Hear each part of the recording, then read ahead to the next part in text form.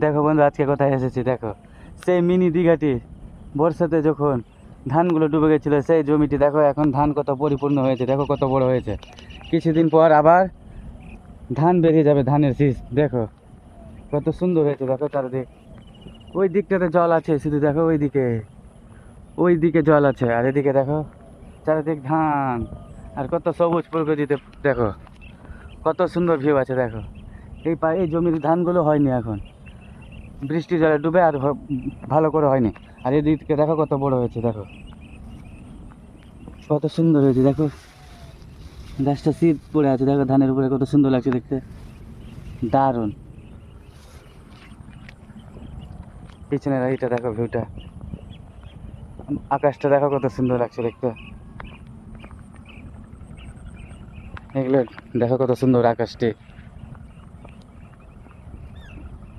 একটা জিনিস দেখাচ্ছে দেখো, এইগুলো মানুষ আগে খাচ্ছিল, এটা নাকি শ্যামা ধান। দেখো ওনার হয়ে গেছে, এটা হচ্ছে শ্যামা ধান।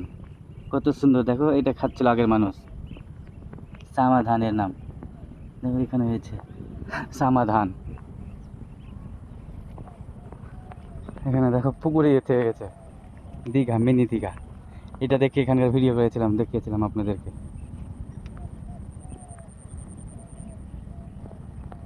কত না সুন্দর লাগছে দেখতে সকালবেলা ভিউটি। দেখো ধানের জমি কত নষ্ট হয়েছে, ধানগুলো দেখুন সম্পূর্ণভাবে ধান পুরোভাবে হয়নি জলের জন্য, জলে ডুবে গেছিলো ওই জন্য। দেখুন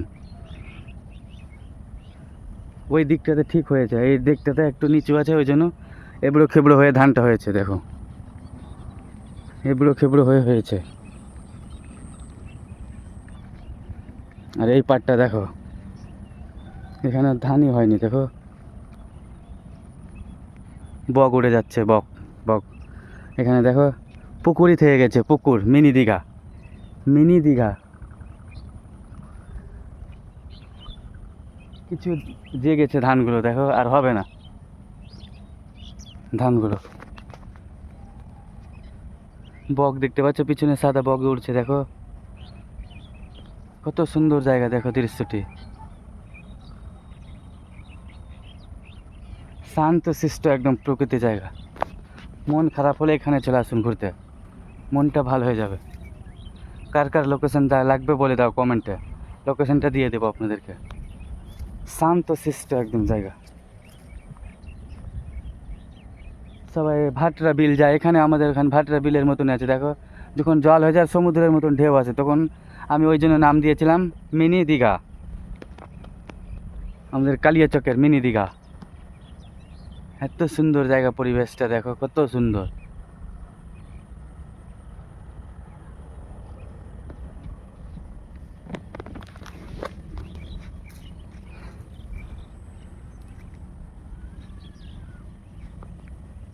সমাধান, সমাধান, কত না সুন্দর দেখো।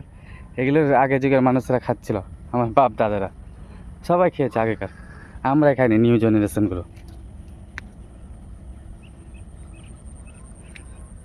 70-80 শতকে যারা জন্মগ্রহণ করেছে তারা বুঝতে পারবে এটা কি গাছ।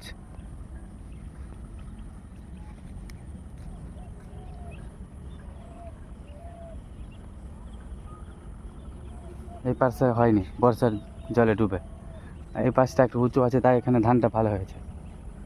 দেখো কত সুন্দর, সবুজ প্রকৃতিতে ভরে। যারা সবুজ প্রকৃতি প্রেমী তারাই বুঝতে পারবে একমাত্র।